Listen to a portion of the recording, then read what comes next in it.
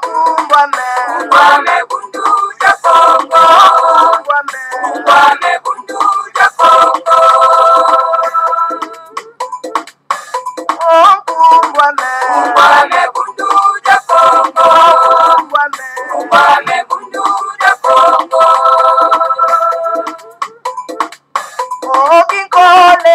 Kole Kukongo ya mweniko.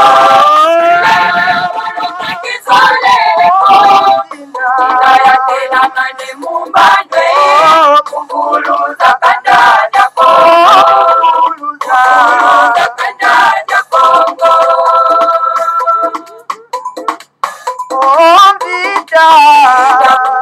Kongo ya mweniko.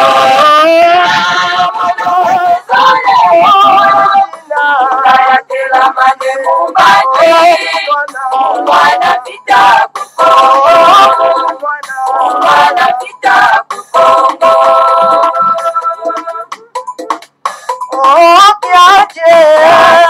Kongo ya mweniko.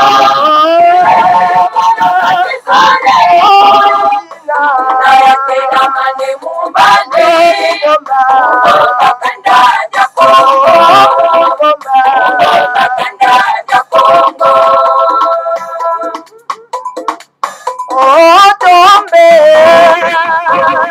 Ya mweniko.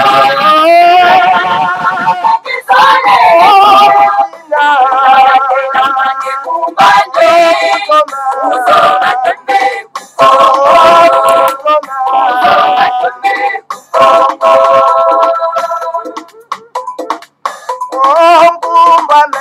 Kumbame bundu ja Kongo. Kumbame bundu ja Kongo. Kumbame bundu ja Kongo. Kumbame bundu ja Kongo.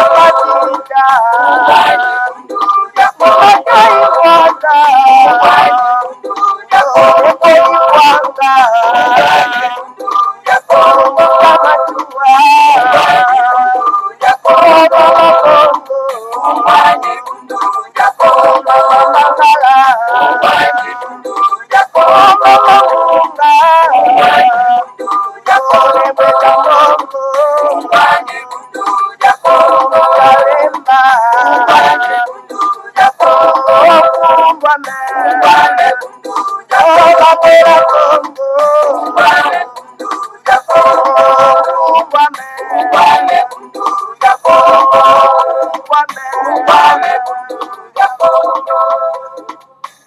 Matondo mingi bama batata bandeko balandi ya Congo bololo kumbame bundu ya Congo talabiso wana toye bomo mesano en tout cas na après-midi ya lelo.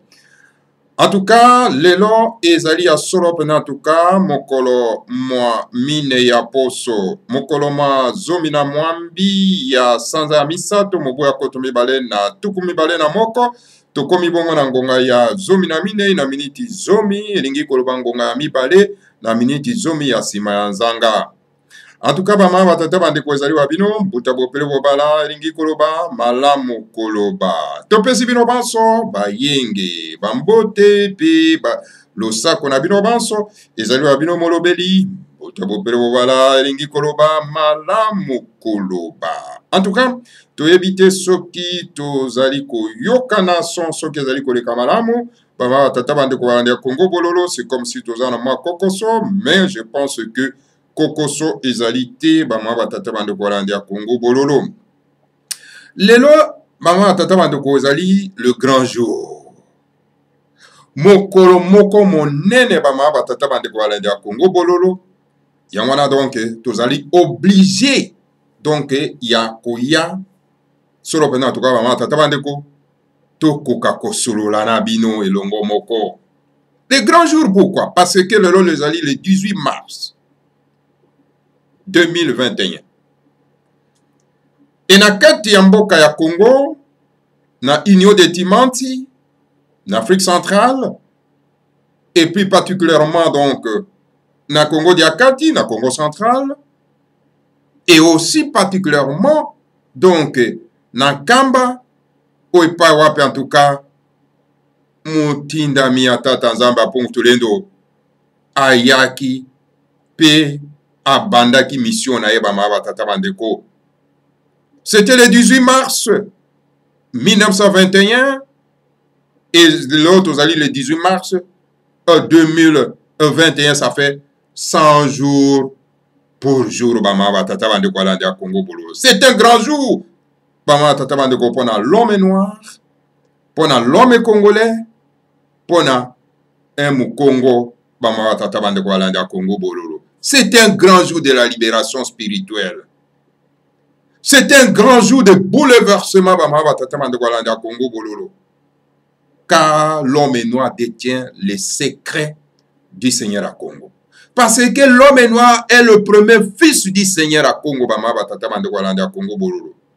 Car Dieu le Créateur, Nzambe Ampungu Tulendo, le Seigneur à Congo, est noir. Et son premier fils, c'est l'homme noir, l'homme africain. Alors donc voilà, dans chaque tournant de l'histoire, le Seigneur à Congo n'oublie pas vraiment premier fils naïe que l'homme noir pour la cotine de la bango musungi de façon que akoka soro pena en tout cas orienter bango na ere ya sikabama tata bande kolanda ya Congo bololo. Et tango motinda mi en tata Nzambe ya pungu tulendo ayaka avec une force inouïe, une force terrible. Voulouz Kimbanga a fait la démonstration dans l'époque coloniale. Quand je vois, n'ose pas, les petits enfants, le bébé au Bazana Katia Congo, ils se disent des politiciens. Bazako Kumsaba, Lumumba, Bazali héros national. Bazako Kumsaba, Kabila, héros national. C'est de la foutaise. Oh, les génitaires. Donc, il y a libération, il y a Congo. Libération, il y a Afrique. Il y a l'homme noir. Donc, c'est le père spirituel. Oya bundaki bitumba pona ko kata batalisman oyo ba kolon ba yaki nango pona ko envoûter biso pona ete ba ko la sa biso pongi ba dominer sur biso. Et quand je vois aujourd'hui, n'est-ce pas, ces nègres nakati en Afrique, nakati en Congo, baza toujours courir derrière Biyamba. Biyamba, catholique, Biyamba, protestante, Biyamba, Binzambi. Donc les Noirs n'ont pas encore compris jusque-là. Donc voilà, le 18 mars 1921, donc Fumu Kimbango a tellement qui pour la mission. Fumu Kimbango n'a jamais été envoyé par Jésus. Jésus ne peut pas envoyer Fumu Kimbango. L'Okuta. Tous ceux qui disent que Fumu Kimbango batinda ye na Yesu, ezali l'Okuta multiples dimensions. Ce sont des menteurs, des criminels, ce sont des terroristes spirituels. Un prophète ne peut pas envoyer un autre prophète. Un prophète ne peut pas envoyer un tout moi. Jamais du tout. Donc, un tout moi, ayaka na esika songolo, oye papi, baimboka bazako mona pasi bazako konza bango, ayaka pona ete akoka solo pena ko pesa bango mateya, oye kosala ete bako ko se libérer na humiliation wana ya ba bato mosusu baye ko konza bango.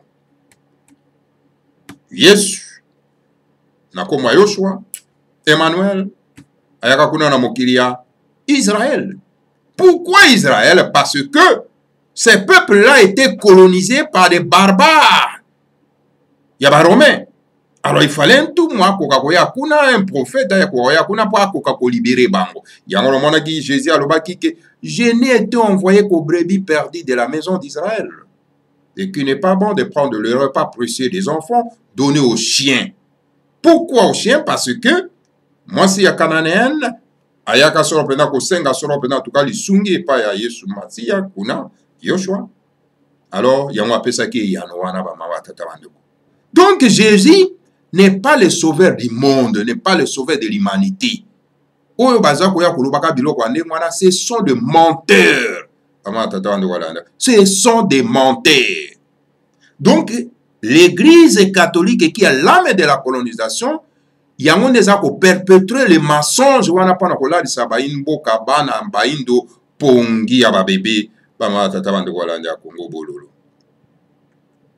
Donc voilà, il a fallu na mboka na biso moko na biso akoka koya pona ete aya ko ébranler la colonisation bamatata bande ko pona ete alamusa baimboka pona ete to ko bengana solo pena la colonisation belge.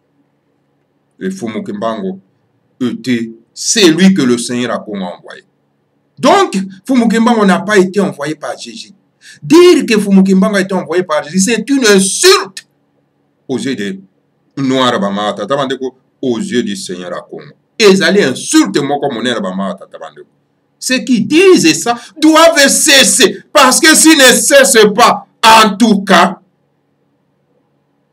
Bakozwa, ma banga na banzoto na bango ma tata bango. Parce qu'il ne peut pas continuer à perpétuer donc l'humiliation à l'homme noir. Ce Jésus-là n'a pas envoyé Mohamed, hein, n'a pas envoyé Bouddha, mais ce Jésus-là envoie seulement un prophète noir, un tout moi noir.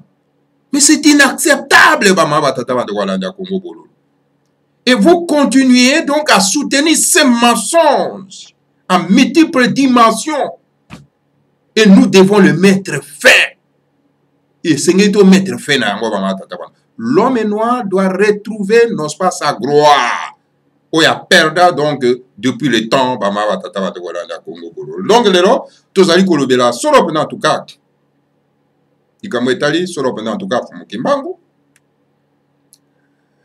Donc, comment est-ce que Fumukimbango mission na ezali nini bama batata bande ko balanda Congo bololo to mekana no kotangela bino solo pena en tout cas na makomi otozali na ngwa ezana lokota bapaya bongo to ko balola ngo solo pena en tout cas na lokota ya lingala bama batata bande ko balanda Congo. Leo to ko sur la politique te, leo to ko sur la non solo pena en tout cas grand anniversaire monene bama batata bande ko ya Fumukimbango. Donc, le 18 mars 1921, en se réveillant le matin, Fumukimbango dit aux habitants de Kamba ceci.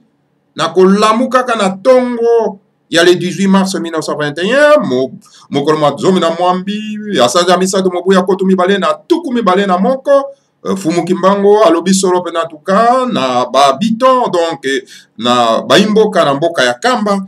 Alobi na bango boya alobi. Ce soir, un ange du grand Dieu Zambiampungu est venu me visiter. Il m'a indiqué ma mission divine pour laquelle Dieu le Père Tout-Puissant m'a envoyé sur cette terre. Alobi na baimbo kanamboka ya Kamba alobi lelo donc l'ange Angelo aye solo pena tuka komimoni sela na ngai pona ete akoka solo pena ko rappeler ngai tina oyo ngai na ye na kati na mabele oyo bitumba nini oyo ngai na ye nango na kati na mabele oyo. Donc bama tata bande ko balanda ya Congo bololo ayebisinga lobi mission oyo tata Nzambe Puntulendo atindi ngai awa na kati na mabele oyo wana Anzelu Nsimbi abimeli solo pena en tout cas Fumukimbango pona ko rappeler mission na ye oyo tata Nzambe Puntulendo atindi ye. Nsimbi alobi teke mission oyo Jésus atindi ye te. Bandeko pona nini lokuta bovandeli lokuta na maki boye pona nini awa Fumukimbango alobi ete mission oyo tata Nzambe Puntulendo atindi ye na kati ya mokili oyo alobi teke mission oyo Jésus-Christ atindi ye. Jésus n'est pas un Dieu créateur, c'est un tout moi. motindami ya bato songolo. Et motindami ya bato songolo akoki kotinda motindami mosusu te na bato pakala. C'est du mensonge. Pona ni kovandela lokuta boye. Okomona batata minene lokola bongo esalaka te. Lokola bamodisa bango. Akotelema mpe aza koloba ete Mfumukimbango asalelaki Biblia, ateyaki Yesu Masiya. Mais pourquoi tous ces mensonges? Mais si ko soki Mfumukimbango ateyaki Yesu, ateyaki Biblia, mais pona ni ba missionnaire ko luka donc ko obomaye. Pona ni? Parce que aza moninga na bango aza koteya, même liloba aza koteya, même Jésus, mais pona ni ko luka siko ko bomaye. Vous ne vous posez même pas de questions là-dessus. Les questions importantes pour la survie d'une race. Vous ne vous posez même pas cette question. Donc, ceci pour dire que ceux qui, missionnaires, c'est parce que ils donnaient un enseignement contraire. C'est tout. C'est clair, non? C'est clair, non? Et vous voyez tous ces petits politiciens dans le Congo pour perpétuer dans les mensonges, pour oh, na Bible balobaki, oh, Jésus alobaki. Ce sont les petits menteurs. Quand vous les entendez, un politicien venir au plateau et à la télévision, ou bien na stade, pour aller de Sarabino Makamwan, c'est un petit menteur. Un Kadia Pemba. Hein? C'est un Satan, Kadia Pemba. Hein? Parce que c'est un beaucoup à quoi, Kadia Pemba. Na Tatanzamba pour Moutulendo. Hein? Kadia Pemba, c'est un esprit qui est sorti, n'est-ce pas, quand il y a le Seigneur à Congo, parce que le Seigneur à Congo est une force primordiale. Nous surtout ebimé pas naï. Car le Seigneur à Congo, donc, azali n'a pas tribu ou anayon surtout. Alors donc, ceux qui tozali koloba makambo ya Kadia Pemba, ceux qui tozoloba makambo ya démon, ya Satan, c'est parce que esprit ou anatango ebimi na kati ya le Seigneur à Congo, yango est développé beaucoup plus le mal que le bien.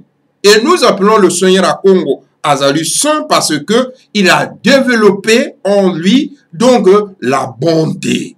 La bonté, yango a été donc le mal ezali mouké moyen et kokasoro en tout cas pour prendre le dessus ezate ba marata. Mais tandis que Kadia Pemba a développé beaucoup plus le mal. A développé beaucoup plus le mal. Et pour cette raison, misala na ezalakaka yamabe ba marata tabande kwalanda Congo bololo. Et tous ces défauts sont nécessaires. Sont nécessaires. Et ça nécessaire ba marata tabande kwalanda Congo bololo. Wana na tienda no ma parenthèse na zako beta non na setene sikana ba marata tabande ko tozali kokoba sur pendant une mission ya Mfumukimbango. Donc Kadia Pemba, qui est la force négative, la force du mal, nous surtout, ebimé par le Seigneur à Congo.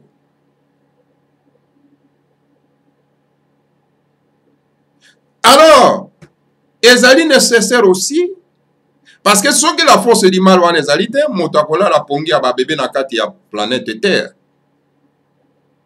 Il a fallu yango pèse à la pona ete motaye bako tambola avec la prudence. Avec la prudence, maman tatawando.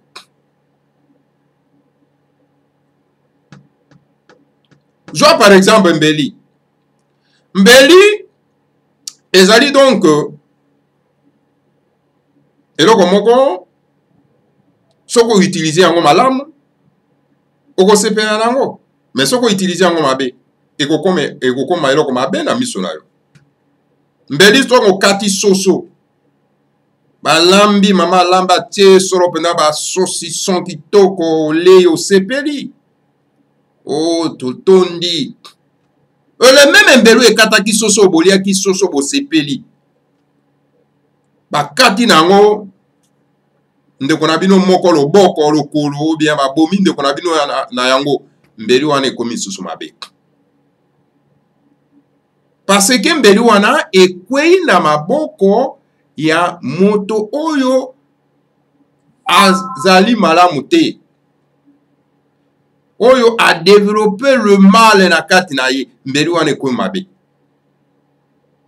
Mais tant que na maboko ya moto oyo a développé donc bolamu mbeli wana ekomi malamu ba tata bandeko. C'est ça, yongo to bengi de l'autre côté. En kadi apemba to bengi donc de l'autre côté, Satana ba ma tata bandeko la ya Congo bolo. Donc Satana, ce n'est que intercère oyo et bimi soro en tout cas na kati ya le Seigneur à Congo. Donc oh non, c'est Satana azali opposant à le Seigneur à Congo. Satan ne peut pas être opposant à le Seigneur à Congo, non pas du tout. Le Seigneur à Congo n'a pas un opposant. Il n'a pas un opposant. Parce que nous se bimé pas naï.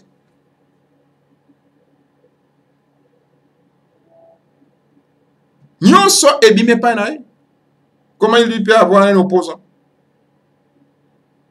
Mais tous pour nanini à détruire Satan, non, parce que présence à Satan est aussi nécessaire pour être montagne sur la planète Terre.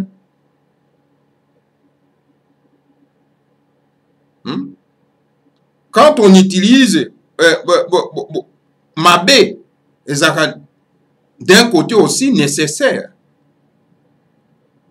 D'un côté aussi nécessaire. Et bolamu n'est pas seulement ezaka toujours que bolamu te mama tata bande kolanda Congo bolo. Ces deux forces positives et négatives jouent toujours un rôle important dans la vie yabato mama tata bande. Donc le Seigneur à Congo n'a pas un opposant. Mais il laisse cette force-là négative, Satan, Kadiapemba, et opérer pour que l'homme a quoi qu'on développe sainteté naïe, c'est-à-dire que l'âme aux ali na kat naïe, où il y a hérité par le Seigneur à Congo. Et voilà, bateau bayaki en mission, na kat na moki na biso, bayaki pona ko la sa biso pongi, babungi si biso. Toye babonzambe na bisote pour être dominé sur biso ba mama tata bande. Il a fallu donc le Seigneur à Congo o ya tika toujours banana ya libosote baindo ako akotindela bango mosungi pona ete ako ka solo pena tuka ko fungola bango ko lamusa bango ba mama tata bande ko landa Congo bolo. Et voilà, Mulus Kimbango ayaki na tango wana bama tata bandeko pona kulamusa solo penda baimboka tozali kokoba wana ezali mwa parenthèse. Cet ange m'a aussi indiqué la gloire future qui attend les enfants du Congo d'Antotela à l'avenir, même si la nuit dure, mais le soleil finira par se lever, dit la sagesse Congo. Alobi, Anzelu wana, aebisinga ete, gloire, o ezali kozela solo pena bana ya Congo de Antotela, na venir ezali monene. Même ata butu ekoyinda, kasi tongo ekotala na kaka. Ndenge balobaka, solo pena na ko, lulenge ya kotaila mokili, ya baimboka bama tata bande kolandi ya Congo bololo. Après cela, Mfumu Kimbango accepta d'aller prier pour un malade qui souffrait de maladies du sommeil telles qu'il avait vu en songe. Nayango Mfumu Kimbango atelemaki pona kokenda kobikisa solo pena tuka mwana oyo azalaki na bokono ya ya mpongi na ndenge oyo ye solo pena amonaki na ndoto pe mwana wana azwaki solo pena tuka elobi kobama batata bandeko balandi ya Congo bololo. La puissance du Seigneur Mwanda Velela est descendue en lui.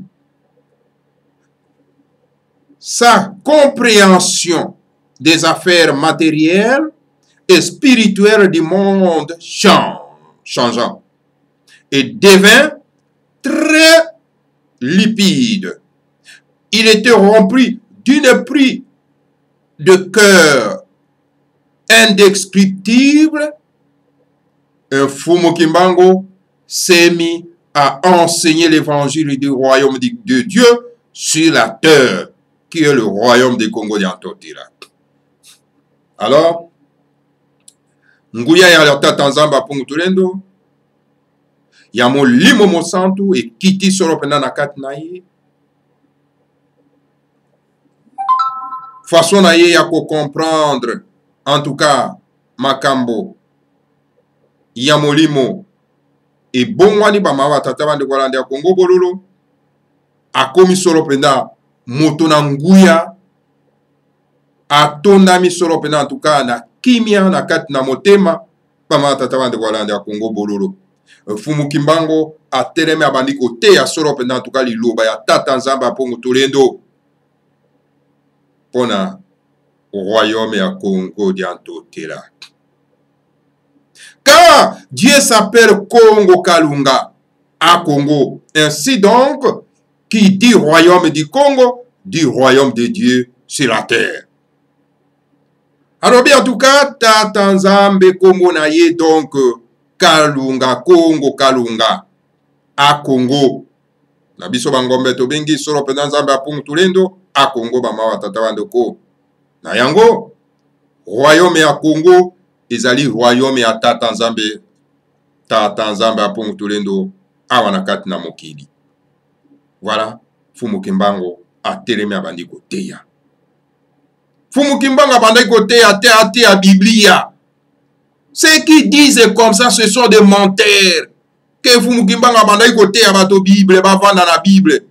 Mais il y a après ça qui est donc recommandation botanga yango pour comprendre le kuta o le mondela ya côté abino pour la sabino pongo za na kati ya mokanda wana. Et puis après si promesse alobi que to kozwa mokanda na biso mo santu o e pa wapi ma bomba mi ma biso mazana kati. Kuna na kati na Biblia ma bomba mi ma biso maza kuna na kati te. Donc, ezali ennemi monene ya race noire bama tata bandeko. Et toute personne qui se lève pour na côté ya solo pena en tout cas bama tata bandeko baindo mokanda oyo ba kolomba memela kibiso azali ennemi ya baindo bama tata bandeko. Fumu Kimbango tellement ki pona côté ya royaume ya tata nzambe apungu tulendo na kati na mabele ya Congo d'Antotera. Et non côté ya bato ba koko ya ba paya bazana kati na Biblia. Mes chers frères, j'essaie, réveillez-vous. Ne perdez-vous pas vos temps à lire ce livre colonial qu'on appelle la Bible. Lilo bananzambe zali wanate. Moto akomi mokanda wana zali mondele. Soki bolobi ke na mokanda ya nzambe se yengi koloba ete bolobi ete mondele nazali nzambe parce que c'est lui qui a écrit ce livre. Et ce livre a un but. Le but ultime de ce mokanda-là, c'est nous endormir. Et vous continuez à dormir avec ce mokanda. L'air a sonné pour qu'on se libère spirituellement. La promesse qui a été donnée par Fumu Kimbango, tokozwa mokanda mo santu na biso et pas ma bomba mi ma biso mazama kati. Même Fumu Mwanda Semi a déjà écrit mokanda mo santu abaindo. Qu'est-ce que vous attendez d'aller visiter ce livre sacré de l'homme noir, eux qu'on appelle Makongo et Makaba, Pama Tatawan de Gualanda Congo Bololo. Buzengi. Buzengi! Où est Zana Batoba Indo Bama Tatawan de Kosira Mokonini? Tozali Koko Bama Tatawan de Gualanda Congo Bololo. tant que lobaka makamba Fumukimbango, alors bama tata bandeko to marchaka mote bama tata bandeko landi ya Congo bololo. Donc voilà, Fumukimbango a continué à lobby. Le Seigneur Kimbango s'est mis à parler et à prophétiser l'indépendance du Congo d'Intimanti, c'est-à-dire l'Isanga Antimanti, c'est-à-dire l'Afrique centrale, de l'Afrique et de la fin de la domination européenne du monde entier. Il s'est mis à guérir les malades et ressusciter les morts. Fumukimbango a telemi pe abandi koloba, abandi ko bikola lipanda ya bana somi ya mboka ya Congo, ya lisanga ya Antimanti, donc et Afrique centrale, ya Katiopa Mobima, c'est-à-dire l'Afrique, et puis fin ya domination ya mindele na kati ya mokili mobimba.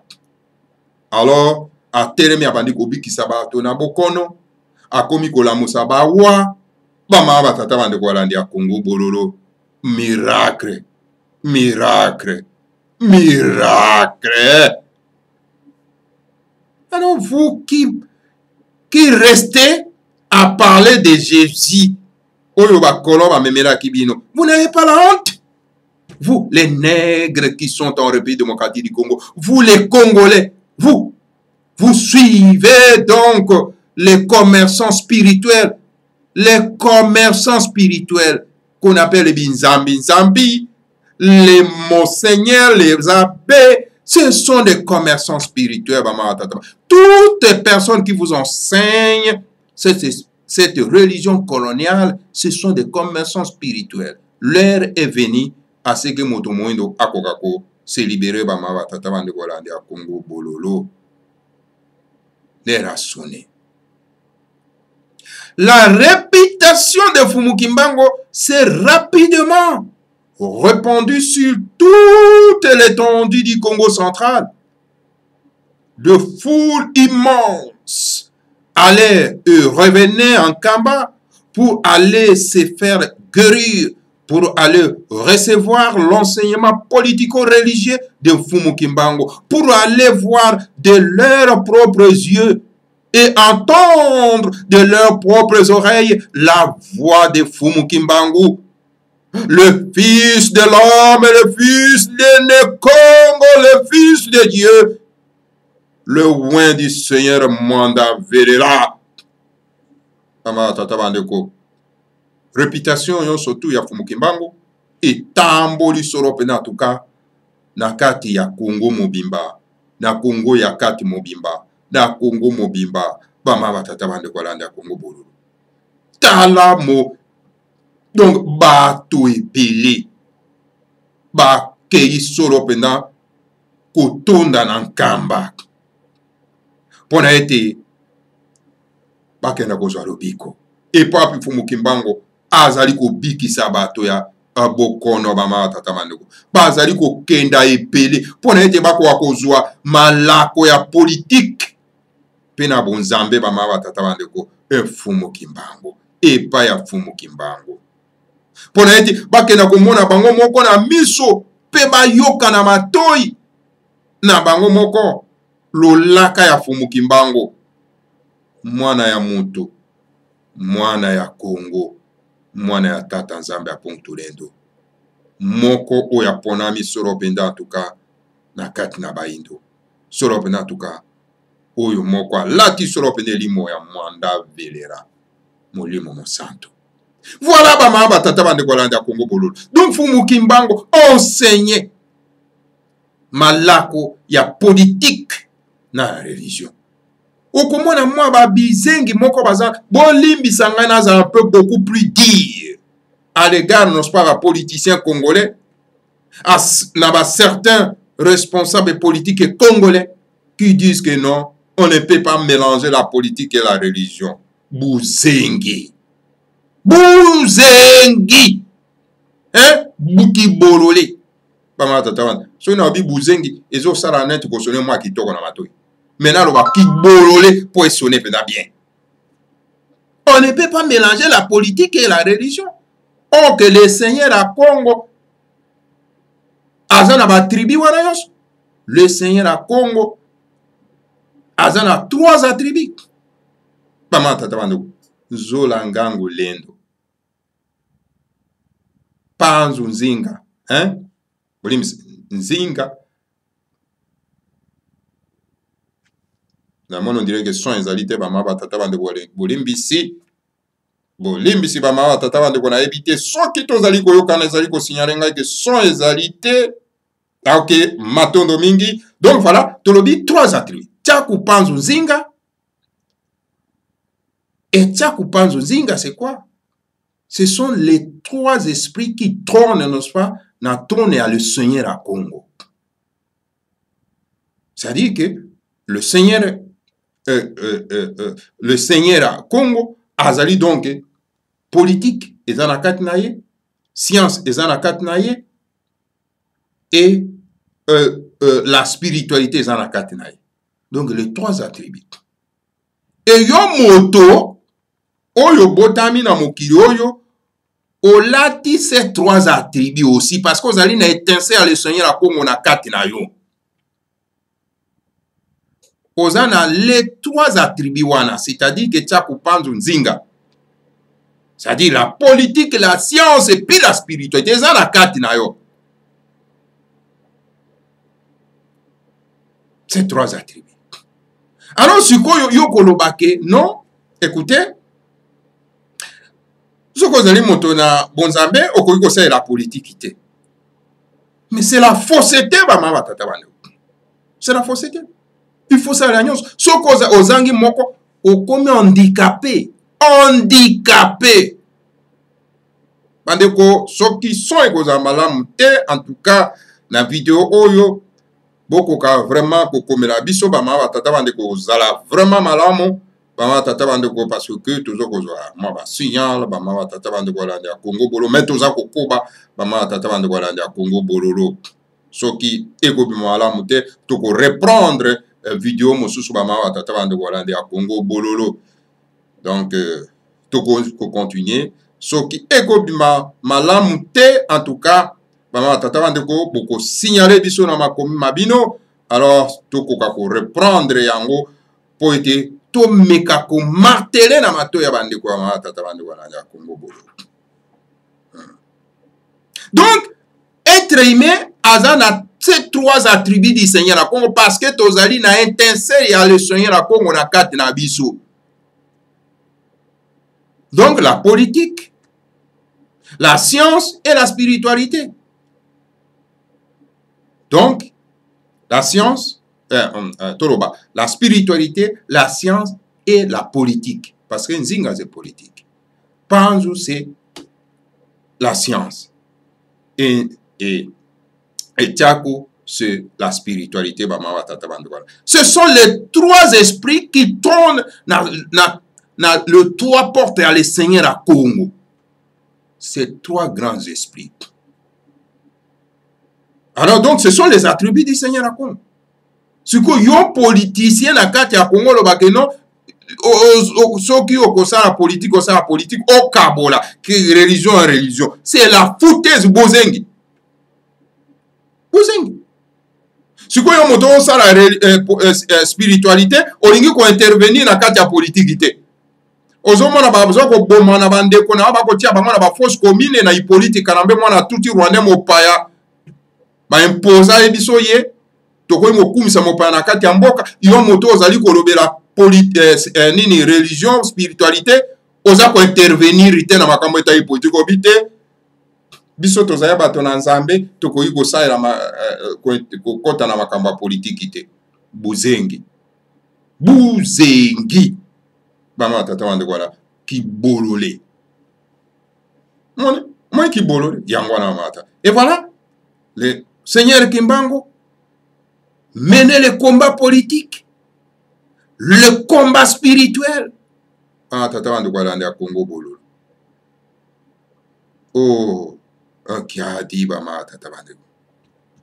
Yango mwana ki bato bakenda kikuna, pona ete bakoka kozwa malako ya kitoko. Malako. bayoka bango moko na matoi mpe bamona na miso,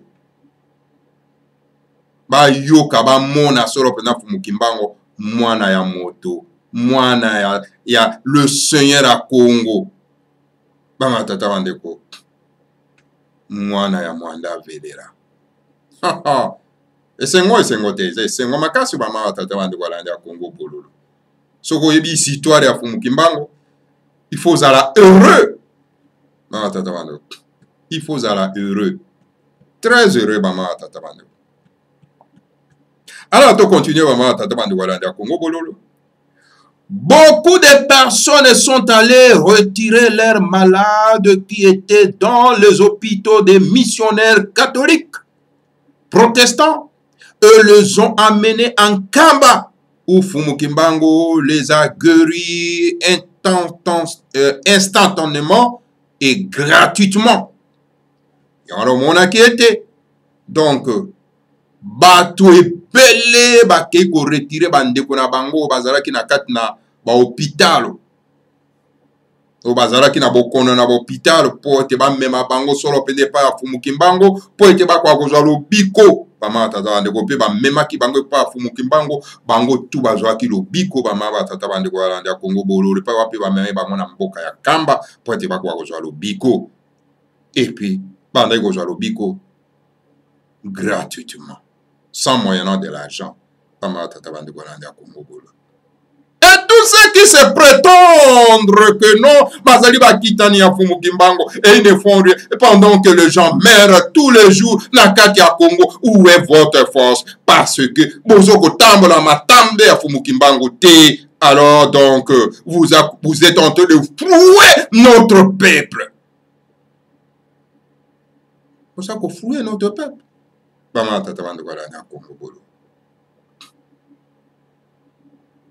Pendant que, à l'époque ya Fumuki Mbango, batoto bazwaki lobiko,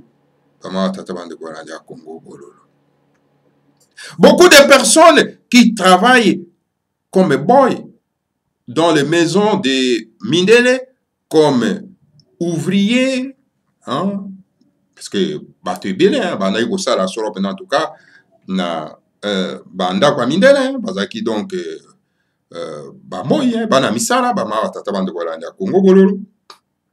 Donc,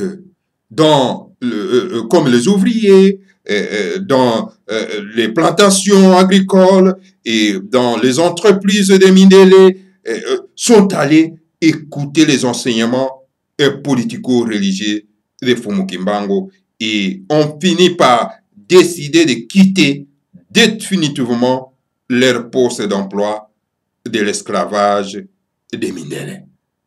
Alors donc, bon, yon surtout babane gosala kwa ba boy na kat na ndako ba Mindele, pe babane gosala na entreprise ya Mindele, tango ba yoki ba enseignement ya Fumuki Mbango, ba longwa ki na misala pe en tout cas ba ma tata bande wala nda Congo bololo. Ba zwa ki décision hein. Ya kolongwa na misala ya mindala pona kokenda kuyoka solo pe na en tout cas bolimbisi pona kokenda kuyoka solo pe na en tout cas malako ya kitoko oyo Fumuki Mbango abandaki kopesa bama batata bandeko balandi ya Congo bololo. Donc voilà, bama batata bandeko pona kosukisa, en quelques jours seulement, les villages de Kamba étaient devenus trop petits pour accueillir et nourrir des milliers de personnes qui ne cessaient d'arriver à Kamba chaque jour. Donc, na minute kaka, na mikolo muke kaka, Kamba est tondi plein à craquer. Village à Kamba ezalaki muke pona ko recevoir tout le monde wana ba mama tata bandeko parce que et comment qu'il a impossibilité totale pona ko nourrir et se robena en tout cas ba mama tata bandeko bato nyonso wana o bayaki na kati na Kamba. Un grand vent de réveil souffla sur le Congo central. Partout, c'était donc la tumulte. Si Kuka, les ténèbres du colonialisme européen paniquèrent, se mirent à trembler et à douter de leurs capacités dominatrices de l'Afrique. Vous ne savez pas la force que Bantu Mwatata Nzamba Pungu Tolendo Bayaka Nango na kati ya mokili ba mama tata bandeko. Alors mindele bakomi ko trembler. Bakomi ko mettre en cause capacité na bango ya ko continuer ya ko dominer solo pendant en tout cas baindo na kati na Congo ba mama tata bandeko. C'est le grand Seigneur Kimbangu qui a travaillé et qui a préparé le chemin, qui a nettoyé tous les talismans que Bamindele, Bayaki na Monakati na Congo, pour nous dominer. C'est Fumu Kimbangu. Quand je vois des nègres na kati ya Congo bazako kumisa solo pena balumumba bazako kumisa solo pena banze kabila ko tinda bango bazali ba héros, vraiment des nègres ne sont pas sérieux. Ils ne sont pas sérieux, vous n'êtes pas sérieux, vous les nègres qui sont au Congo. Vous n'êtes pas sérieux. Vous n'êtes pas sérieux. Et quand je vois ces mêmes nègres Nakati Congo en train de mentir que Fumu Kimbanga banayi côté à Liloba ya Yesu, banayi côté à Biblia, je vois combien de fois vous n'êtes pas sérieux. Vous êtes vraiment babouzengi. Voilà, Liloba ya Fumu Kimbangu ouye eningisa qui se représente colonisation nakati na mboka na biso mama tata bandeko. Mes frères, aimez la vérité. Car la vérité libère. Mokonzi na bayuda alobaki que vous connaîtrez la vérité et la vérité vous enfranchira. Bokoye ba bosembo pe bosembo ko kango la bino. Nalobi mokonzi ya bayuda, nalobi mokonzi ya bangala te, nalobi mokonzi ya bakongo te, nalobi mokonzi ya baluba te ni ya baswahili te, mokonzi ya bayuda na kombo ya Yesu Masia. A mokonzi na bango, pa mokonzi na bino. Bino mokonzi na bino Fumu Kimbangu. Voilà la force ya batinda mi atata Nzamba Pungu Tolendo. Et comme nous voyons aujourd'hui, nous sommes à l'ère du verso. On est pas en tout cas le Seigneur na Congo n'abandonne toujours pas ses fils. Atindi susumoko. Tanane bazako persécuter ye, lokola ndenge ba kolon ba persécutaki Fumu Kimbangu, bazako persécuter Fumu Mwanda Nsemi na ba noir. Oyo bazali tout simplement donc ba colon oyo bazali vêti na peau noire ba mawa tata bande walanda bazako persécuter Fumu Mwanda Nsemi, c'est la même chose que ba colon ya mindele bande ko persécuter Fumu Kimbangu. Vous faites toujours, vous ne changez pas, vous, les nègres na kati ya Congo, vous ne changez toujours pas, vous êtes toujours les mêmes. Moi je me dis, mais écoutez, mais là, monsieur Soupé, so kinga pe na comment il peut docteur na Sorbonne, licencié, master, na nini na France, université à ba français. Soupé là, monsieur Soupé na ngaya comprendre pe makambo yo. Ne manda se mayagi na ngote. Le monsieur Soupé na banai na kokagi te ko koloba makambo yo. Le grand maître ne manda se maza koloba te le monsieur. Je pense bien. Parce que je vois, c'est comme si les gens qui apprennent, n'est-ce pas, l'intelligence occidentale deviennent plus en plus donc les illettrés.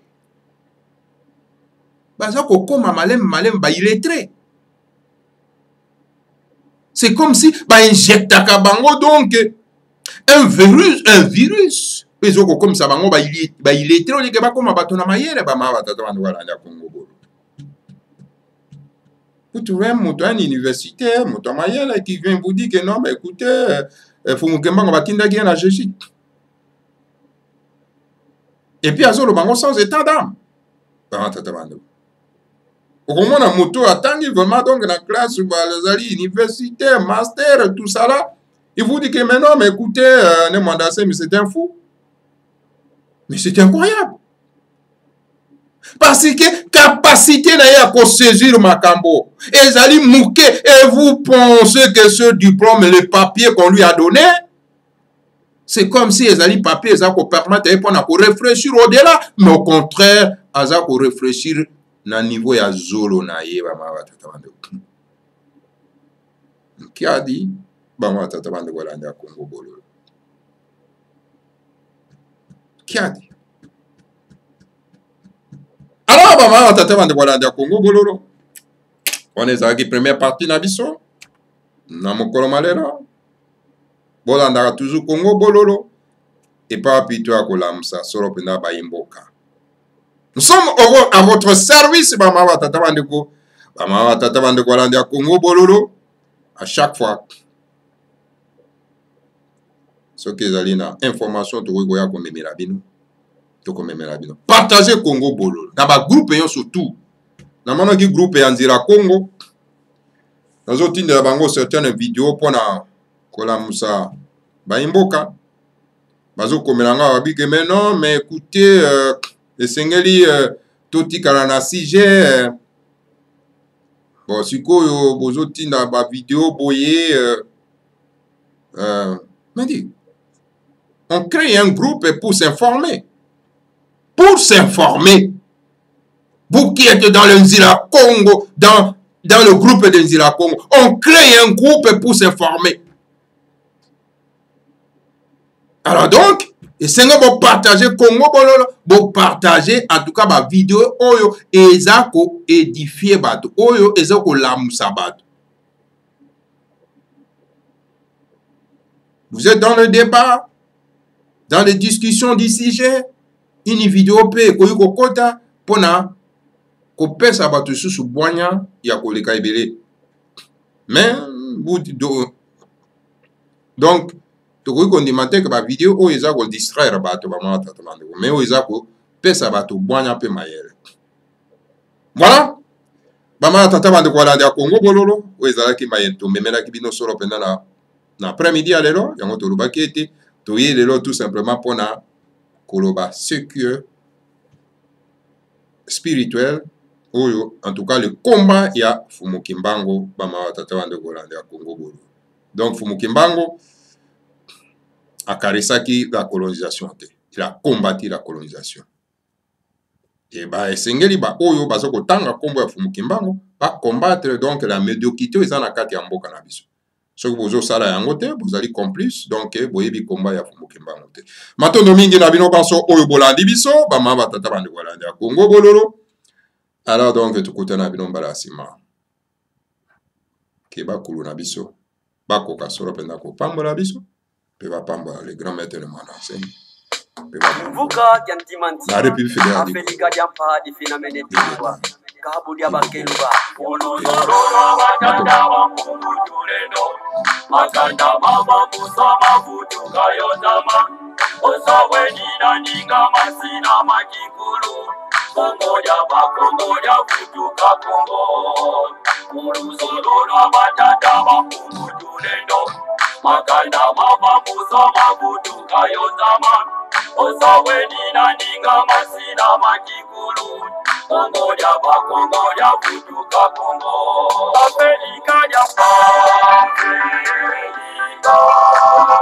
Afrika ya Marina Tumba. Afrika ya Afrika. Ya Bani Zina Mene Tumba. Afrika ya Afrika. Afrika ya Marina Tumba. Afrika ya Afrika. Ya Bani Zina Mene Tumba. Efi ya mita petirwa na kukongo. Ipanza kya Kongo yekibuka kantimanti. Efi ya mita petirwa na kukongo. Kongo ya bakongo ya futuka Kongo. Efi ya mita petirwa na kukongo. Ipanza kya Kongo yekibuka kantimanti. Efi ya mita petirwa na kukongo. Kongo ya bakongo ya futuka Kongo. Afrika ya Afrika. Afrika yang paling tua, Afrika yang paling finamente tua, Afrika yang Afrika yang paling tua, Afrika yang paling finamente tua. Zaku dan tantu zazo sida katulon Ulu solo la batata mapungu tulendo Siku mina zone za kwanza sina tungwa Yefuka na mukifuka janti mati Zaku dan tantu zazo sida katulon Ulu solo la batata mapungu tulendo Siku mina zone za kwanza sina tungwa Yefuka na mukifuka janti mati Afrika ya Afrika yang paling tua, Afrika yang paling finamente tua, Afrika yang Afrika yang paling tua, Afrika yang paling finamente tua. Siku mina zole za kwanza zinatungwa Kongo kuima kangu bengela kuvanguza mi Oyo makatanga kivuku bangi chwapa Kasaimu kivuka chantimati Siku mina zole za kwanza zinatungwa Kongo kuima kangu bengela kuvanguza mi Oyo makatanga kivuku bangi chwapa Kasaimu kivuka chantimati Afrika yang Afrika yang paling tua, Afrika yang paling finamente tua, Afrika yang Afrika yang paling tua, Afrika yang paling finamente tua.